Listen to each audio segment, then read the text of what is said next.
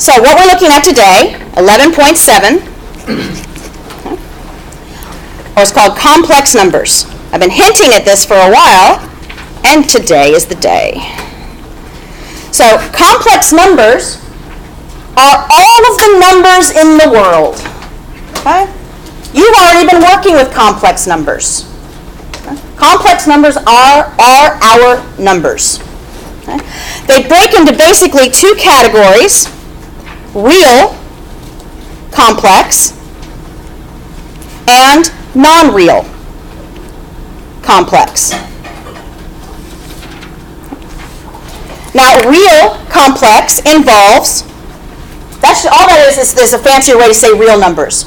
Real numbers, what you already know how to work with. That's all the numbers you've been working with. Okay. Non-real complex is all of those numbers as well as what's called the imaginary unit. Okay. So, we're just adding on to something you already know how to use. Okay? We're just adding one more piece to it. Okay? But you're going to see throughout, you're going to hear this theme throughout what we're doing today, is that everything we're doing, for the most part, involves rules you already know. Okay? Just like working with radicals last unit, I said you have to understand what a radical means and how to simplify a radical, and so the properties of radicals, but then all of the rules are the same. You need like radicals to add. You multiply and you distribute and you FOIL and you do all the special products and all the things you do with regular non-radical numbers, you do with radical numbers. You just have to know how a radical behaves. Same thing here. We're going to be doing the same sort of skills that we work with radicals and with other non-radical numbers, FOILing and conjugates and multiplying and adding, subtracting, okay? Like terms and unlike terms, all of that. We're just adding an understanding of what an imaginary unit is, and then we're going to do the same old stuff with it. Okay, so let's talk first about the imaginary units, then we're going to expand it into what that means as part of a complex number. So what we did last section is you would take, say, the square root of 16. Now we did a lot of different indices last section. This is all about square roots. Okay, so any radicals we use in this chapter are all about square roots. Okay. So square root of 16 is 4. Now, if you had, that's the principal or positive square root, is this okay? What does that mean? Yeah, negative 4, yeah. Okay? Because 4 times 4 is 16, or negative 4 times negative 4 is also positive 16. Okay? When I'm at a square index, even index, then you have pairs, either two positives or two negatives, make that positive radicand. But what did you have to answer if I gave you this? It's non-real, right. These give you real number answers. This answer is non-real. And we would leave it at that. Okay? And it still is non-real, that's not changing, but now we're going to learn how to deal with the imaginary unit, and you can actually simplify it further. If you're just asked, your directions just stay in the realm of real numbers, and you're done. Okay, you can't find the square root of this in the group of real numbers. Okay? But we will be able to do something with it now that we're going to look at imaginary units. So first, as a reminder, your product, because these aren't going away, the product and quotient rules for radicals, your basic rules, which is we're going to use these rules to break these down and understand imaginary units, are that if you have the square root of A times the square root of B, and I'm just going to say square root, this is true as long as they have the same index, then this rule works. But like I said, I'm just going to keep it simplified we're just working with square roots right now. So the square root of A times the square root of B is equal to the square root of A times B. You can put them together under one house by the product rule for radicals. Okay? But it also, remember, you can go in both directions.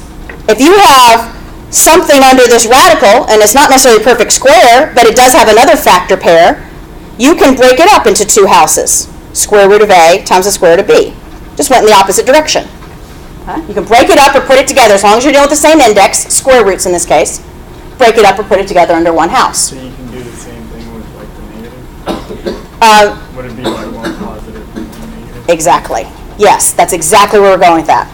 Now, just to add to these rules, because I'm going to refer back to them also in a minute, understand, too, if you had square root of a times square root of a, what does that equal? Just a, right? Because this means the square root of a squared, right? And a square root cancel out, and you're left with just a. Okay. That's another important product rule. Squaring a radical kills the radical sign and just releases the radicand. And of course, we also have the quotient rule specifically, which is if we have the square root of a over the square root of b, we can put them under one square root sign as a quotient, a radicand that's a quotient.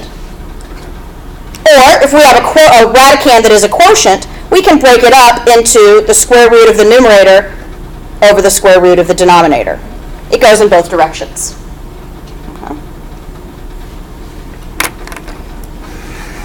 Now, those rules aren't going away. We're going to still be using them throughout this because the imaginary unit is related to radical rules. So let's take that non-real, that square root of negative 16, which previously we would say is non-real, which it is. And by the product rule for radicals, let's break it up this way. Let's break it up as, right now let's consider it an AB, and we're going to break it up into an A and a B.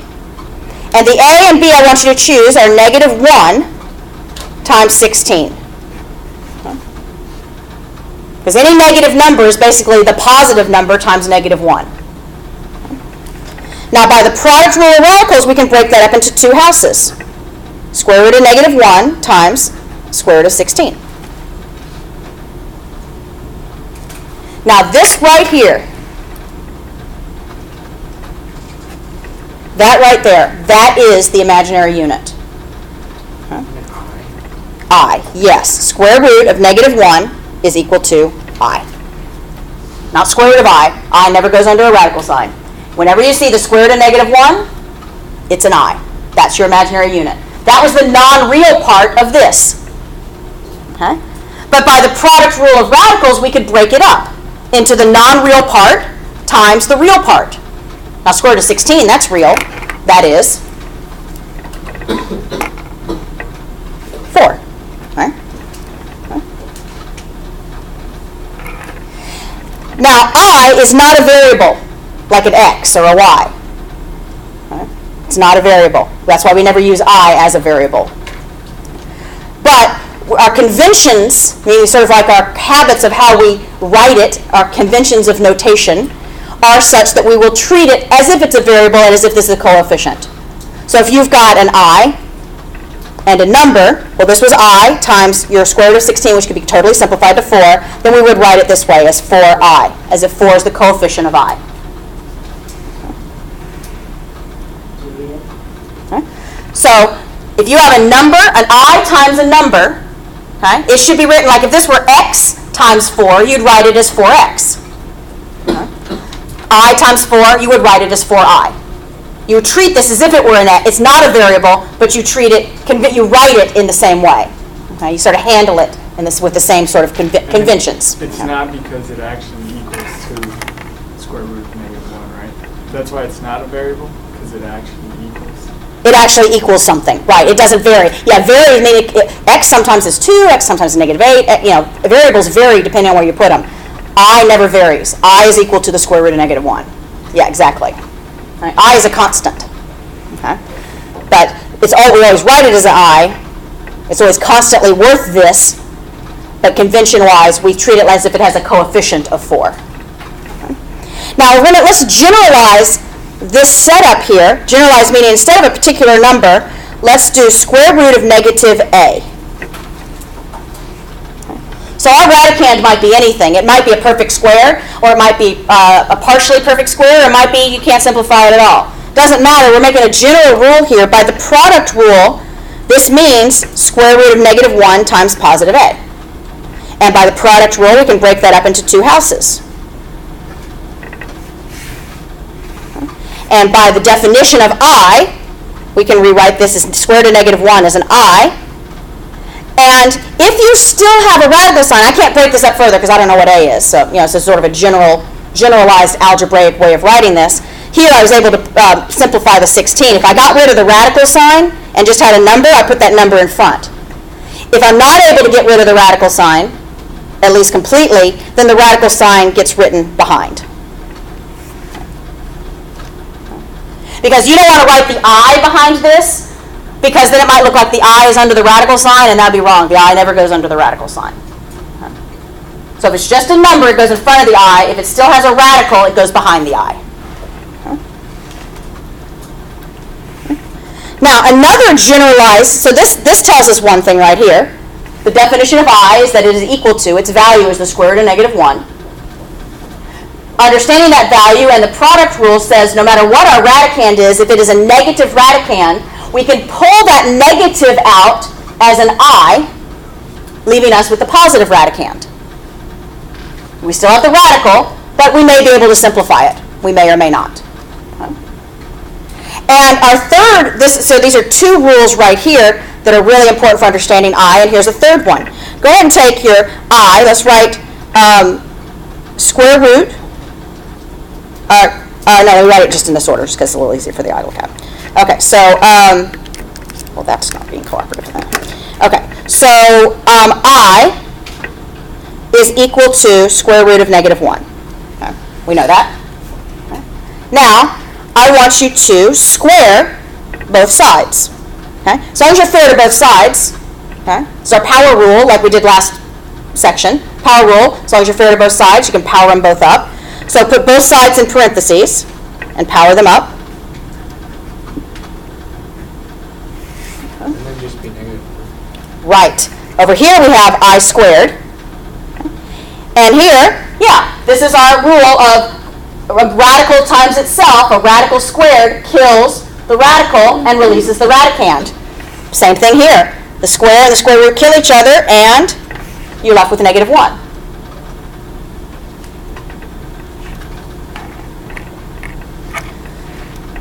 So this right here is a very important rule. This is a very important rule. And this right here is a very important rule. I is equal to the square root of negative 1. I squared is equal to negative 1. Which means if you square an I, do you still have an imaginary unit? No. Just like squaring a radical kills the radical, squaring an I kills the I. Okay? That's going to be useful by the end of this class, that understanding. And also as we start to do different computation, different operations with numbers that involve radicals with negative radicands and I's, then anytime we see an I squared, we never want to leave it. We want to turn it into a negative 1, because that's its value, and it helps us simplify things further. Now, allow us to summarize. I gave you a handout just to help sort of summarize these rules. These are actually pullouts from the algebra book you'll be using next semester. Okay. So, and because there is a unit, there's a section 1.3 in the algebra book where you'll be reviewing, hopefully reviewing. Not every students who place into college algebra sometimes didn't get this. You will have gotten complex numbers. So hopefully really make it sink in now, and that will make that section in college algebra a lot easier. It'll just be pure review for you rather than learning them new. Okay, so to summarize the basic rules, the imaginary unit is defined as I is equal to the square root of 1. Okay. Therefore, if you square both sides, you have also that I squared is equal to negative 1, and both of these definitions are very useful as you simplify things. And also, very, very importantly, when you have the expression, a radical expression with a negative radicand, instead of writing non-real now, we recognize that the square root of a negative radicand is equal to I times the square root of the positive radicand. We pull out, by the product rule of radicals, we pull out the square root of negative 1 as an I, leaving behind radical radicand. And I'll mark this now, and it's going to come up again, but I'll go ahead and mark this now. This right here, whenever you're doing any simplification of expressions, always do this first. Okay. And as we do some examples, I'll re-emphasize that. But the idea is this right here, you don't want to start doing any simplification if you have negative radicands. Think of it like an order of operations. You have to do this first before you can do the other operations. Otherwise, the answer will be wrong, just like if you do PEMDAS out of the wrong order. Okay with that? Okay. So keeping these 3 rules in mind, let's practice these problems.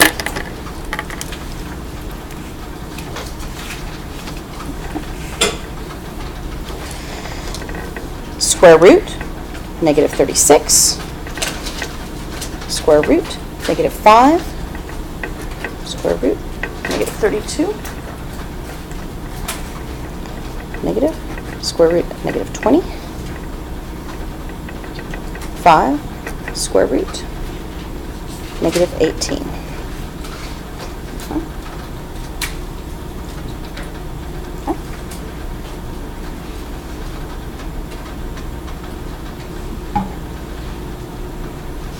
First thing you're going to do is if there is a negative radicand, pull it out as an I.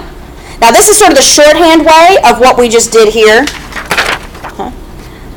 This works by the product rule. Like for negative 16, by the product rule we break it up into A times B, which is a negative 1 times the positive 16.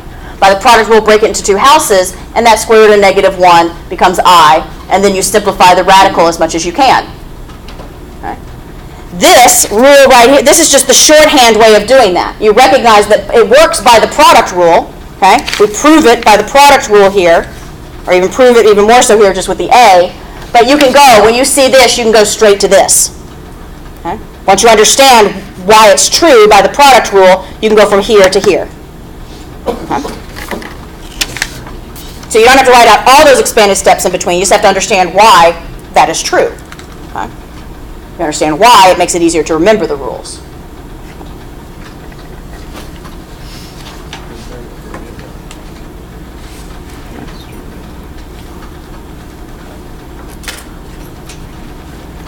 So I can go straight to that. Square root of negative 36 is the same thing as I times the square root of 36. But before I walk away, I have to simplify that radical as much as possible,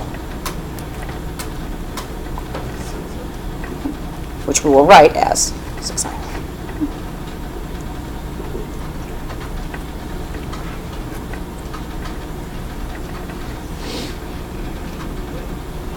Can I simplify this one further? No, it's as simple as it gets. It's not a perfect square, nor does it have any perfect square factors. But I leave the I in front of it. If there's a radical, the I stays in front. Otherwise, it'll look like the I's under the radicand, and as part of the radicand, and that's not good.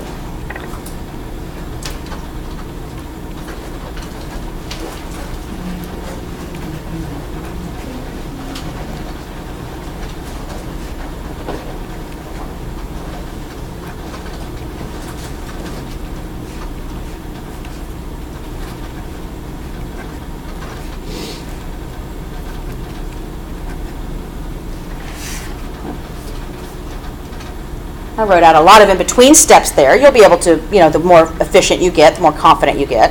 Skip a couple of these in between, but I'm showing you all I'm using here is the product rule again. The product rule for simplifying a non-perfect square. Okay? These are the skills we had from the last chapter. 32 is not a perfect square, but it does contain perfect square factor. More than one, in fact, so I made sure and choose the biggest one. Which means I could root release the perfect square factor, and this is the leftover bit that stays trapped. The I comes out first. The 32 gets broken down to 16 times 2. I can root and release the square root of 16 as 4. And the square root of 2 stays trapped. It's the leftover bit. That square root of 16 became 4, which I'll move in front of the I. And the radical 2 stays trapped. It stays behind the I.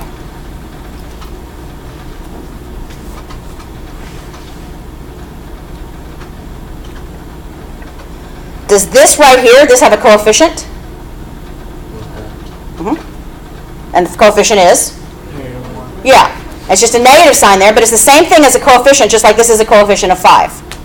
So whatever gets pulled out gets multiplied times negative 1. So that is now negative I. That didn't change anything. About the I, there was already a negative there.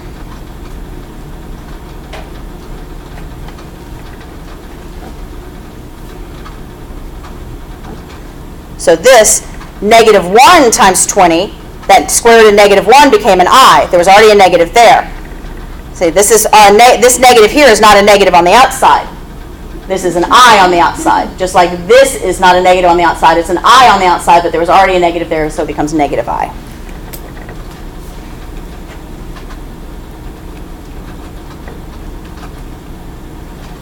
I'm skipping a step as I start to get a little more efficient, and I'm skipping a step. Okay. Let me know if you're not, how did you get from there to there? It's okay. Let me know. Okay. I just broke 20 down into 4 and 5, and I went ahead and put them under 2 houses. Okay. So there's already a negative I out there, and the square root of 4 becomes 2. So negative 2I is how that would be written. And radical 5 stays trapped.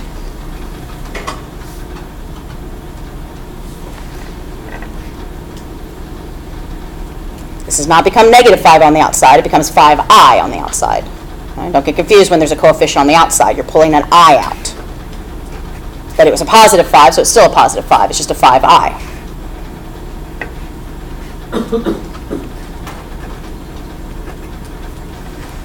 18 is not a perfect square, but it can be simplified.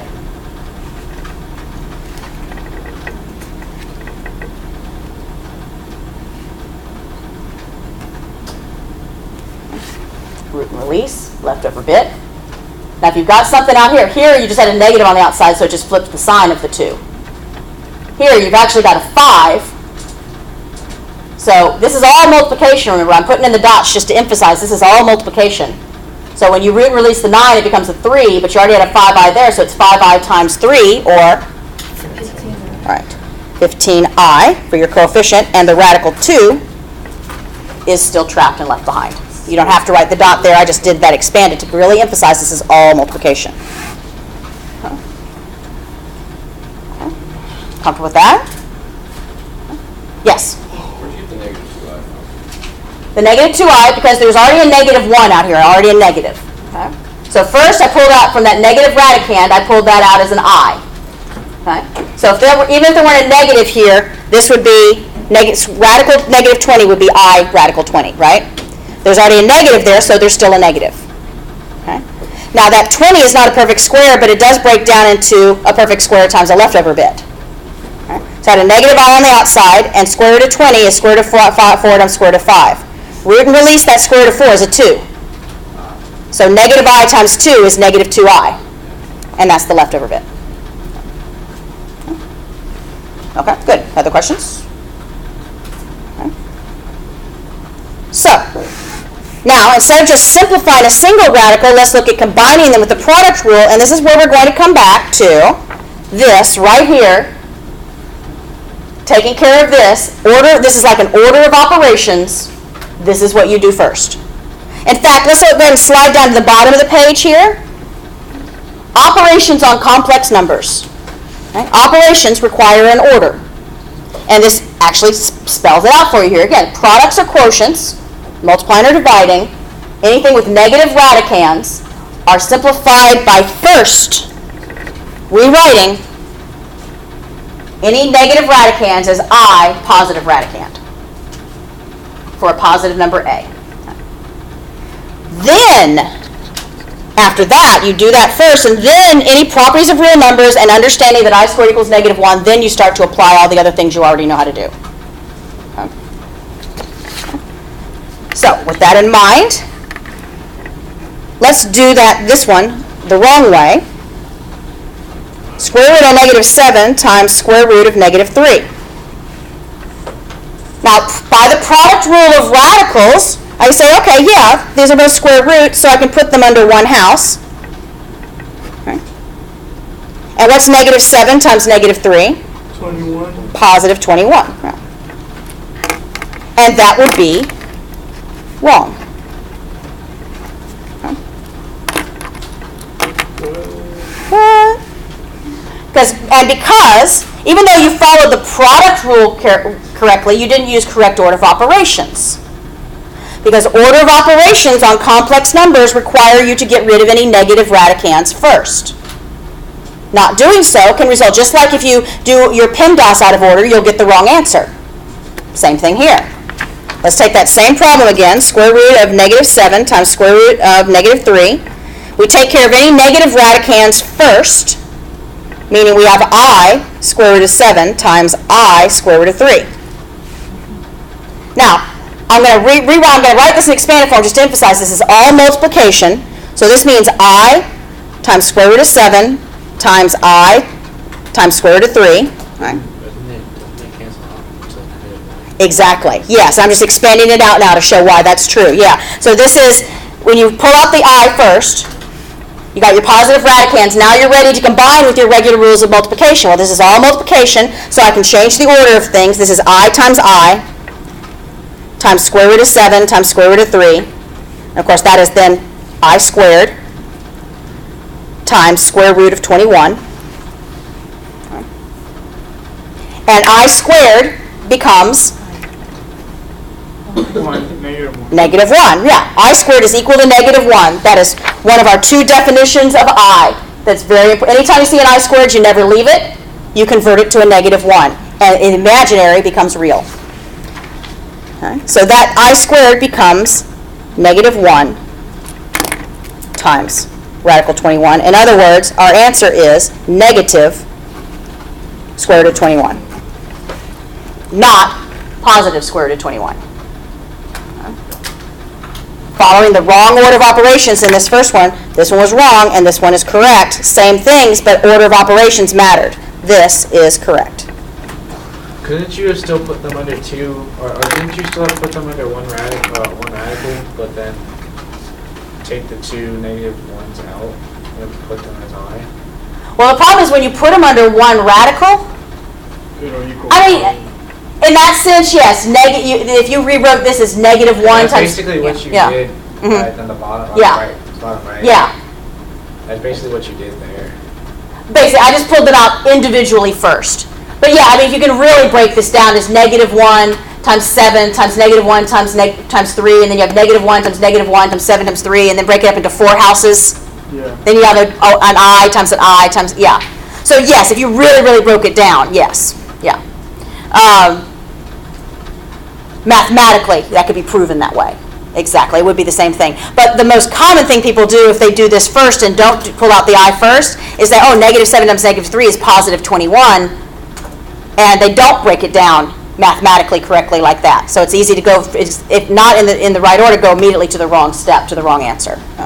I mean, good thinking though, and that's really breaking it down really by the laws. Yeah. But the most clean way of thinking about it is do this first. Okay?